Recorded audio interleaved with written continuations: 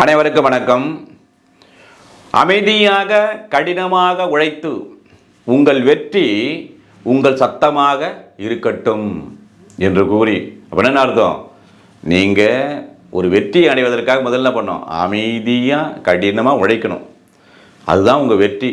அந்த வெற்றி என்பது எவ்வாறு இருக்க வேண்டும்? மற்றவர்கள் சத்தமாக கொண்டாடும்படியாக இருக்க வேண்டும் என்று கூறி, இன்றைய வகுப்பில் BNSS 2023 அத்தியாயம் 6, ஓகே, பாரதிய நாகரிக் சுரக்ஷா சன்னிதாவில் 6ல் process to compel appearance already 63 to 93 இருக்குது. அதில் இந்த சம்மன்ஸ் மட்டும் ஏவில் 63 to 71 அதை பார்த்து கொண்டு வருகிறோம். இப்போ கடைசியான பிரிவு தான் நம்ம பார்க்க போகிறோம். 71 பார்க்க போகிறோம். ஆல்ரெடி CRPCயில் 69 இது இருந்தது. ஓகே, என்ன சொல்லுது? Service of summons on witnesses or on witness.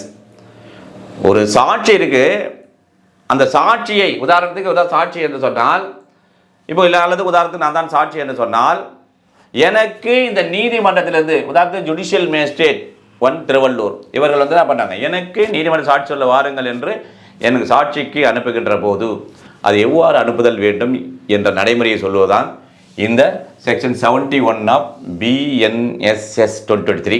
சரி, இதில் சப்ஜெக்ட் 1 and 2 இருக்குது, அதில் பார்த்துருவோம். இப்போது சப்ஜெக்ட் 1 என்ன?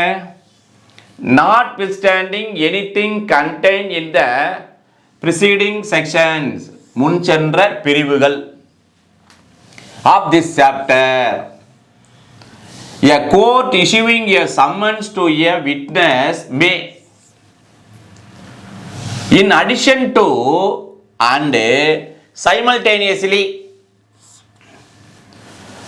with the issue of such summons, direct a copy of the summons to be served by electronic communications, மின்னணு அந்த தொடர்பு சாதனங்கள் மூலமாக டிவைஸ். ஆல்ரெடி என்ன பண்ணுவோம், it has been defined in BNSS 2023 எங்கே சொல்லியிருக்காங்க?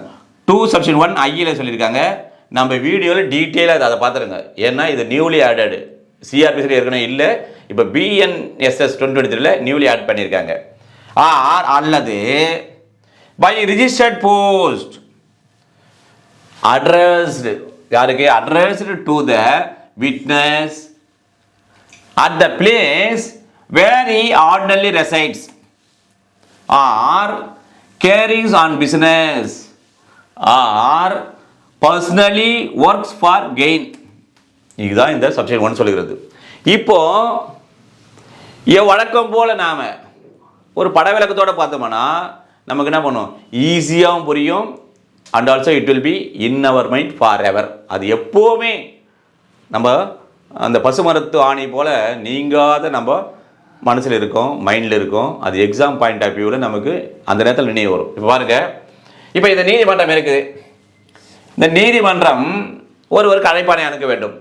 இப்போ அதுக்கு முன்னால் என்ன சொல்கிறாங்கன்னா, ஏற்கனவே பார்த்தல இப்போ 63 to 670 வரைக்கும் இருக்கின்ற முன்னாலே பார்த்தல, இதில் எது சொல்லப்பட்டிருந்த போதிலும் அல்லது எது கண்டிருந்த போதிலும், இந்த அத்தியாயத்தில் இதற்கு முன்னாலே நாம் எது கண்டிருந்த போலும் எது சொல்லியிருந்த போதிலும் அதையெல்லாம் கருத்தில் கொள்ளாமல் அதையெல்லாம் எடுத்துக்கொள்ள வேண்டியது. அப்போ தான் அர்த்தம். நாட் வித் ஸ்டாண்டிங் எனிதிங் சொன்னேன். அப்போ அதையெல்லாம் எவ்வாறு இருப்பினும் அப்படியே விட்டுட்டு என்ன சொல்கிறாங்க, இப்போ ஒரு சம்மன், இந்த சம்மன் இருக்குது. இந்த சம்மனை இந்த நீதிமன்றமானது இவர் தான் சாட்சி இருக்கிறார் என்றால், இந்த சாட்சிக்கு அனுப்புகின்ற போது, அதை இஷ்யூ பண்ணுகின்ற போதே அதனுடன் சேர்த்து என்ன பண்ணும், இந்த காப்பி ஆஃப் சம்மனையும் அந்த உத்தரவு பிறப்பிக்கிற சமயத்திலேயே சைமல்டேனியஸ்லி, அதன் பிறகு அல்ல, சைமல்டேனியஸ் அதனுடனே அப்பொழுதே அந்த நீதிமன்றம் பிறப்பிக்கிற அந்த சமயத்திலேயே இந்த நகலையும் அனுப்புதல் வேண்டும். இப்போ கேள்வியாக கேட்டுக்கலாம். நம்ம இப்போமே கேள்வியாக கேட்கறது வழக்கம். இந்த 63 to 70 வரை இருக்கின்ற முன் சென்ற பிரிவுகளில் அதே மாதிரி ஏதாவது இந்த 71 அதை எடுத்துக்கொள்ள வேண்டுமானால் எடுத்துக்கொள்ள தேவையில்லை. சரி, இப்போ விட்னஸுக்கு நீதிமன்றம் ஒரு விட்னஸை அழைப்பதற்காக சம்மனை அனுப்புகின்ற போது எத்தனை காப்பி அனுப்ப வேண்டும், எப்பொழுது அனுப்ப வேண்டும் என்றால், அந்த ஒரிஜினல் அனுப்புகின்ற போதே ஒரு நகலையும் சேர்த்து அதை இஷ்யூ பண்ணுகின்ற சமயத்திலேயே யாருக்கு அந்த அதாவது சாட்சிக்கு சம்மன் சார்ஜ் செய்யணும் அவருக்கு அனுப்புதல் வேண்டும் என்று சொல்கிறது. சரி, இப்போ அடுத்து என்ன சொல்கிறேன், இப்போ நம்ம அதை எவ்வாறு அனுப்புதல் வேண்டும், எந்த வகையில் அனுப்புதல் வேண்டும் என்று சொன்னால், இந்த பாருங்க, ரிஜிஸ்டர்ட் போஸ்ட், அதாவது பதிவு தபால் மூலமாக அனுப்புதல் வேண்டும், அனுப்பலாம். அல்லது எலக்ட்ரானிக் கம்யூனிகேஷன்ஸ். இப்போ என்ன சொல்கிறேன், எலக்ட்ரானிக் கம்யூனிகேஷன் என்ன சொல்லியிருக்காங்க, செல்போன் அனுப்பலாமா சார்? அனுப்பலாம். அதாவது செல்போன் அனுப்பலாம், கம்ப்யூட்டர் மூலமாக, இமெயில் மூலமாக, அதே மாதிரி என்ன சொல்லலாம், நம்ம நெட்டில் போட்டு அனுப்பலாம், வாட்ஸ்அப்பில் அனுப்பலாம். இவ்வாறு இந்த கம்யூனிகேஷன், எலக்ட்ரானிக் கம்யூனிகேஷன், மின்னணு பதிவு மூலமாக, அந்த தொடர்பு சாதனங்கள் மூலமாக அனுப்பலாம்னு சொல்லுது. சரி, விலாசம் யார் சாட்சியாக, உதாரணத்துக்கு இவர் தான் சாட்சி என்று சொன்னால், இப்போ இவர் தான் சாட்சி இருக்கிறாருல்ல, இப்போ சாட்சி என்றால் இவருடைய அந்த விலாசத்தை, அந்த முகவரியை அந்த சம்மனிலே என்ன பண்ணோம், அதை எழுதி, இவருக்கு தான் டூ போட்டு பெறுநர் இவர் என்று அவருடைய விலாசத்தினை அதில் எழுதி அனுப்புதல் வேண்டும். சரி சார், அடுத்த கேள்வி என்ன, எந்த இடத்திற்கு அனுப்புதல் வேண்டும் என்று சொன்னால், முதல்ல என்ன பண்ணாங்க, இப்போ இவருடைய இல்லம், அதாவது இவர் இங்கே தான் சாதாரணமாக என்ன இருப்பார், அவர் திருவள்ளூர்லங்க நேதாஜி ஸ்ட்ரீட்டில் இருப்பாருங்க அப்படின்னா, சாதாரணமாக நான் வச்சுக்கிறேன் இங்கே தான் நேதாஜி தெருவில் அப்படின்னா, அந்த இடத்திற்கு அது மின்னஞ்சல், அதாவது பதிவு தபால் மூலமாகவோ அல்லது எலக்ட்ரானிக் கம்யூனிகேஷன்ஸ், அதன் மூலம் செல்போனில் கூட அனுப்பலாம். ஐயா நீங்கள் வந்து நீதிமன்றத்துக்கு சாட்சி சொல்ல வந்து விடுங்கள் அப்படின்னு டேட்டு தேதியெல்லாம் போட்டு அனுப்பலாம். இவ்வாறாக அனுப்பலாம். அடுத்து என்ன பண்ணேன், சப்போஸ் நான் வீட்டில் அண்ணது இல்லை, நான் அடுத்து என்ன பண்ணேன், இப்போ பிஸ்னஸ் பண்ணுறேன், இந்த ஃபேக்ட்ரியில் நான் வச்சு இந்த ஃபேக்ட்ரியை நடத்தி கொண்டு வருகிறேன், அதை வச்சு வியாபாரம் செய்து கொண்டு வருகிறேன், பிஸ்னஸ் அங்கே தான் எனக்கு, அதான் என்னுடைய தொழில் அல்லது வியாபாரம் பிஸ்னஸ் என்றால், அந்த இடத்திற்கு அவ்வாறு தபால் மூலமாகவோ அல்லது அந்த கம்பெனியில் ஸ்டாஃப்லாம் இருப்பாங்க, உடனே உங்கள் எம்டிக்கு இல்லை ஓனருக்கு, இப்போ எனக்கு நான் தான் கம்பெனியுடைய இருக்கிற சம்மன் விட்னஸ் வர வேண்டும் என்றால், அந்த வகையிலே அந்த கம்பெனிக்கு என்ன பண்ணும், எனக்கு எலக்ட்ரானிக் கம்யூனிகேஷன் மூலம் அனுப்பலாம். சரி, அடுத்து என்ன, இப்போ நான் பாருங்கள், பர்சனலாக தனியாகவே நான் பண்ணுறேன், ஒரு லாப நோக்கத்தோடு தனிப்பட்ட முறையிலே நான் இந்த மாதிரி ஒரு ஆஃபீஸ் வச்சுட்டு இங்கே உட்காந்துன்னு அதாவது மானிட்டரி கெயின் சொல்லுவாங்க, அதாவது லாபம் தரக்கூடிய ஒரு விஷயத்தை நான் செய்து கொண்டிருக்கிறேன் என்றால், அந்த இடத்துல இருக்கிறேன். இப்போ நான் இங்கே தனியாக திருவள்ளூரில் இல்லை, உதாரணத்துக்கு இப்போ நான் மணவாள் நகரில் இருக்கிறேன், ஆனால் எதுக்காக இருக்குன்னா, தனிப்பட்ட முறையிலே லாபகரமான ஒரு விஷயத்திற்காக நான் அங்கே அமர்ந்து கொண்டு அந்த பணியை செய்து கொண்டிருக்கிறேன் என்றால் அந்த இடத்திற்கு, அப்போ 3 இடம், சாதாரணமாக வசிக்கின்ற இடம் அல்லது தொழில் செய்கின்ற இடம் அல்லது நான் லாப நோக்கத்திற்காக எங்கே நான் அமர்ந்து பணி செய்து கொண்டோ அங்கே இந்த 3 இடத்திற்கு அனுப்பி, யாருக்கு இப்போ தான் சாட்சி என்றால் இவருக்கு வீடு, கேரி பிஸ்னஸ் ஃபேக்ட்ரி அல்லது பர்சனல், இந்த 3க்கும் அனுப்பி வைத்தல் வேண்டும் என்று சொல்வதுதான் இந்த செக்ஷன் 71 சப்செக்ஷன் 1 ஆஃப் BNSS 2023. இப்போ சப்செக்ஷன் 2 பார்ப்போம்.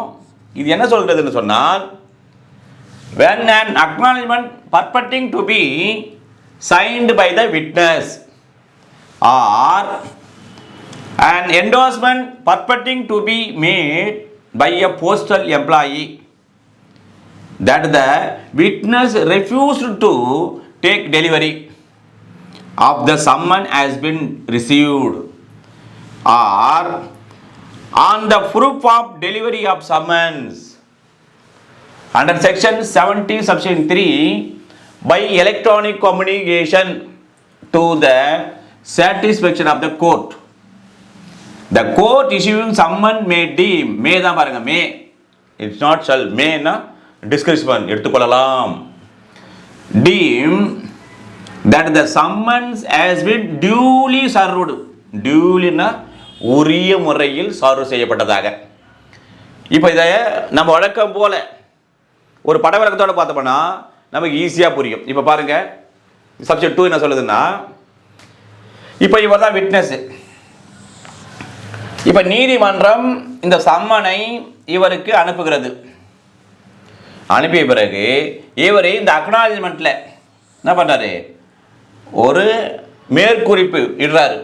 இப்போ நீதிமன்றத்துக்கு சம்மனுக்கு அக்னாலஜ்மெண்ட் காட்டுறாங்க, அதில் இவர் அதை கையெழுத்து போட்டு அதை ரிசீவ் பண்ணுகிறார்.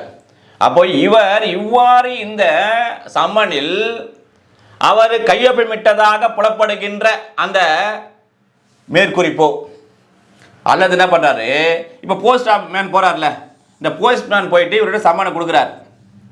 கொடுக்கின்ற போது இவர் சொல்றார், பார்க்குறார், ஓ நீதிமன்றத்தில் சம்மன் வந்திருக்கா, நான் வாங்க மாட்டேன், ரெஃப்யூஸ் டு ரிசீவ். என்ன பண்ணுறாரு, ஏங்க நான் எதுவும் தகராறு பண்ணலை, கோர்ட்டில் எதுவும் கேஸ் இல்லை, என்னை சாட்சியெல்லாம் நான் வரமாட்டேன், என்னை சாட்சியை யாரும் போடலை அப்படின்னு அப்ப மறுத்து விடுகிறார்.